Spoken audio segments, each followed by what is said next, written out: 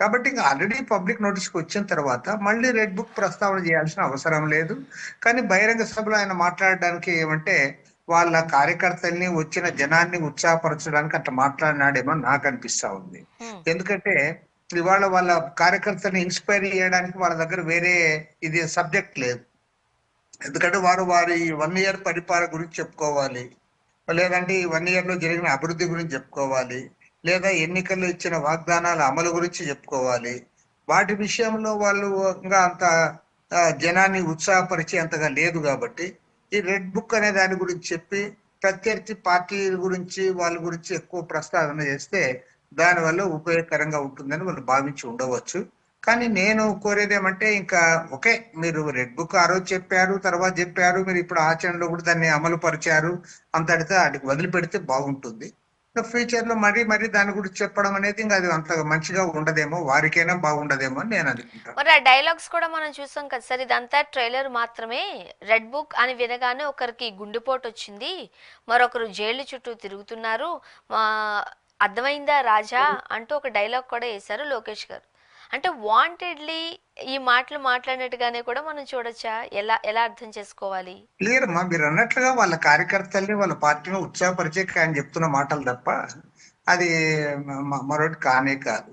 ఒక ఆల్రెడీ మేము అంటే నన్ను ఆ మొదట్లో ఎగతాళి చేశారు రెడ్ బుక్ అన్నప్పుడు, కానీ ఇప్పుడు రెడ్ బుక్ అమలు చేశాను కాబట్టి రిజల్ట్ వస్తుంది, వాళ్ళని జైళ్లలో పెట్టించాం కదా, వాళ్ళ పైన కేసులు పెట్టించాం కదా అని చెప్పి ఆయన దాన్ని పదే పదే ప్రస్తావన చేయాలి. ఎందుకంటే వాళ్ళు ఎంతకుముందు ఎగతాళి చేసిన మాట వాస్తవమే అప్పుడు అధికారంలో ఉన్నవాళ్ళు. మరి ఇప్పుడు అధికారంలో మేమున్నాం కాబట్టి దాన్ని చూడండి అని చెప్తా ఉన్నారు. కానీ నేను అనేది ఏమంటే మీకు ఓకే, మీరు వచ్చారు, అధికారంలో వచ్చిన తర్వాత వాళ్ళపైన యాక్షన్ తీసుకున్నారు, మీరు ఆల్రెడీ తీసుకున్నారు, బాగా కనపడతా ఉంది. సాక్షాత్తు ముఖ్యమంత్రి గారి పేషీలో పనిచేసిన ఐఏఎస్ అధికారులను కూడా జైల్లో పెట్టారు. డీజీ ర్యాంక్ లాంటి ఐపీఎస్ ఆఫీసర్ కూడా ఇవాళ జైల్లో పెట్టారు. కాబట్టి ఏమంటే మీరు యాక్షన్ తీసుకున్నారు అనేది ఆల్రెడీ అందరికి అర్థమైపోయింది. మీరు యాక్షన్ తీసుకోలేదంటే మిమ్మల్ని అడిగిండే వాళ్ళు, మీరు ఆ రోజు చెప్పారు మరి ఏం చేశారు, మీరేం చేయలేకపోయారని కూడా అడిగిండే వాళ్ళేమో వాళ్ళ పార్టీ వాళ్ళు. ఇప్పుడు వాళ్ళ పార్టీ వాళ్ళకు పెద్ద సంజాషి ఇచ్చుకోనక్కర్లే, ఎందుకంటే యాక్షన్ తీసుకున్నారు, అది క్లియర్ గా కనపడతా ఉంది. కాబట్టి ఏమంటే మళ్ళీ ఇంకా రెడ్ బుక్ గురించి ప్రస్తావన చేయడం అంత బాగుండదేమో. ఎందుకంటే రాజకీయాల్లో తప్పు చేసిన వాళ్ళకి పనిష్మెంట్ ఉంటుంది అంటే పబ్లిక్ దాన్ని పాజిటివ్ గా తీసుకుంటారు. ఓహో, తప్పు చేశాడు కాబట్టి ఆ పనిష్మెంట్ ఉంది కదా అని.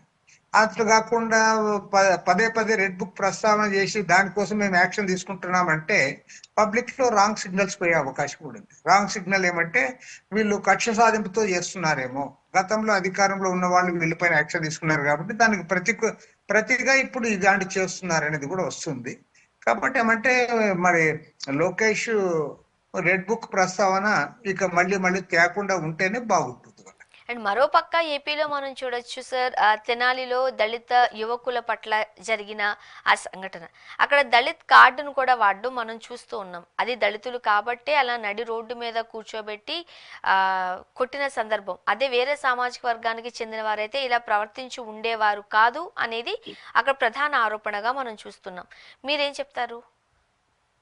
ఖచ్చితంగా అమ్మా, ఇది సమాజంలో హెచ్చు తగ్గులు ఉన్నాయి, అంటరానితనం ఉంది, దళితులు అనేది ఉంది, ఇవన్నీ ఉన్నాయి కాబట్టి వాళ్ళు అది చేశారనే దాంట్లో తెలియదు. బట్ అది అట్ ద సేమ్ టైం వాళ్ళు గతంలో చాలా క్రిమినల్ రికార్డు ఉంది, అదంతా ఉంది అంటే క్రిమినల్ రికార్డు ఉన్నప్పుడు ఖచ్చితంగా యాక్షన్ తీసుకో, ఎవరు కాదనం. దళితులు కాబట్టి వాళ్ళ క్రిమినల్ రికార్డు ఉన్నంత మాత్రం వాళ్ళ పైన కేసులు పెట్టద్దు, వాళ్ళ జైల్లో పెట్టద్దు అని ఎవరు అనం. కానీ వాళ్ళని బహిరంగంగా మా రోడ్లో పెట్టి వాళ్ళు కొట్టావు కాబట్టి ఆటోమేటిక్ గా దానిపైన దళిత సంఘాలు కానీ లేదా ఇతర ప్రజాస్వామ్యవాదులు కానీ ఇది కరెక్ట్ కాదు అని ఖండించాల్సి వస్తుంది. కాబట్టి ఏమంటే పోలీసు కానీ పోలీసు అధికారులు కానీ వారు కూడా సమాధానం చెప్పాలి. ఎందుకంటే ఇలాంటి వాటిని జరగకుండా చూడాల్సిన బాధ్యత వాళ్ళ పైన ఉంది. మన గతంలో జరిగినాయని చెప్పి హోమ్ మినిస్టర్ గారు చెప్పింది, గతంలో జరిగింటే తారు తప్పని అన్నాం కదా. గతంలో శిరోముండనం జరిగినా లేకపోతే డాక్టర్ సుధాకర్ ని లెక్కలు విడిచికట్టి ఆడ రోడ్లో పడేసినప్పుడు ఆ రోజు మేము అన్ని పార్టీలు ఖండించాయి, దళిత సంఘాలు ఖండించాయి, అందరూ కూడా ఖండించారు.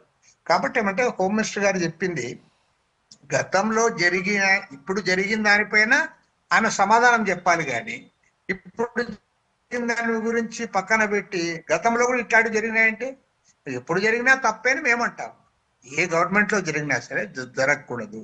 చట్టపరంగా మీరు శిక్షించడానికి మీకు అవకాశాలు ఉన్నాయి, కోర్టులు ఉన్నాయి, చట్టాలు ఉన్నాయి.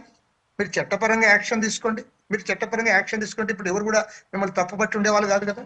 కాబట్టి ఏమంటే సోషల్ మీడియాలో అది బాగా హల్చల్ చేసిన తర్వాత రాష్ట్ర వ్యాప్తంగా దళిత సంఘాలు కూడా దాన్ని ఖండిస్తా ఉన్నాయి.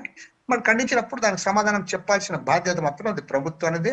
ప్రభుత్వం దానికి సమాధానం చెప్పాలని కూడా డిమాండ్ చేస్తుంది. సార్, ప్రజాస్వామ్యంలో చట్టాలు ఉన్నాయి. ఎంతటి నేరగా అయినా సరే, ఎంతటి పెద్ద తప్పు చేసినా కూడా ఎఫ్ఐఆర్ నమోదు చేయడం, దానికి ఒక టైమింగ్ ఉంటుంది. ఆ టైమింగ్లో గల కోర్టులో ప్రొడ్యూస్ చేయడం, ఇన్ని నియమ నిబంధనలు మన ప్రజాస్వామ్యంలో చట్టంలో ఉన్నప్పుడు చట్టాన్ని మన చేతుల్లోకి తీసుకొని సినిమాల్లో చూపించినట్లుగా సినిమాలో హీరో బిహేవ్ చేసిన మాదిరి నడి రోడ్డు మీద కొట్టడం ఎంతవరకు కరెక్ట్ అనేది కొంతమంది గట్టిగా వాదిస్తున్నారు. మీరేం చెప్తారు? మరి అది కరెక్ట్ అంటారా? దానికి ప్రభుత్వం సమాధానం చెప్పాలి. ప్రభుత్వం ఖచ్చితంగా దాన్ని ఆన్సర్ చేయాలి. ఎందుకంటే ఇవాళ ప్రజా సంఘాలు, దళిత సంఘాలు, అదే విధంగా లాయర్స్ ఏదైతే అంశాన్ని లేవనెత్తారో వాళ్ళది జెన్యూన్ ఇష్యూ కాబట్టి లేవనెత్తారు. ఎందుకంటే ప్రభుత్వం దగ్గర ప్రభుత్వానికి పోలీస్ యంత్రాంగం ఉంటుంది, వారి దగ్గర చట్టం అనేది ఉంటుంది, అదే విధంగా కోర్టులు అనేవి ఉన్నాయి. నిజంగా వారు తప్పు చేసింటే వాళ్ళపైన యాక్షన్ తీసుకోవడానికి ఎవరు అడ్డం రాలే.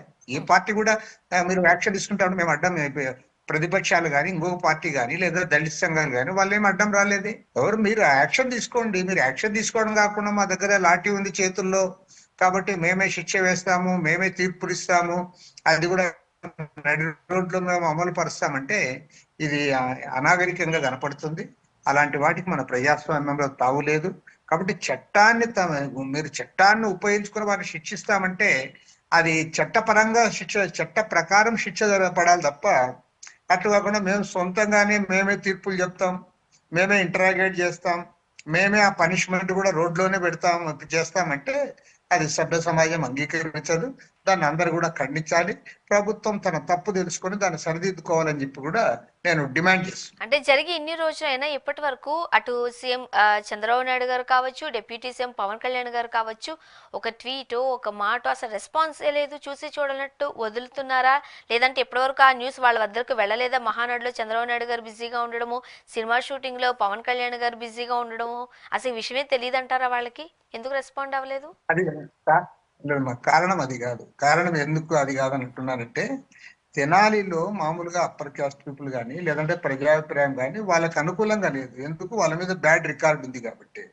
వాళ్ళ మీద బ్యాడ్ రికార్డు ఉన్నంత మాత్రాన మీరు పోలీసులు తీసుకుని పోయి రోడ్లో కొడతామంటే అది కరెక్ట్ కాదు. కాబట్టి ఏమంటే ఈ ప్రభుత్వము, ముఖ్యంగా పోలీస్ అధికారులు దానిపైన స్పందించాలి.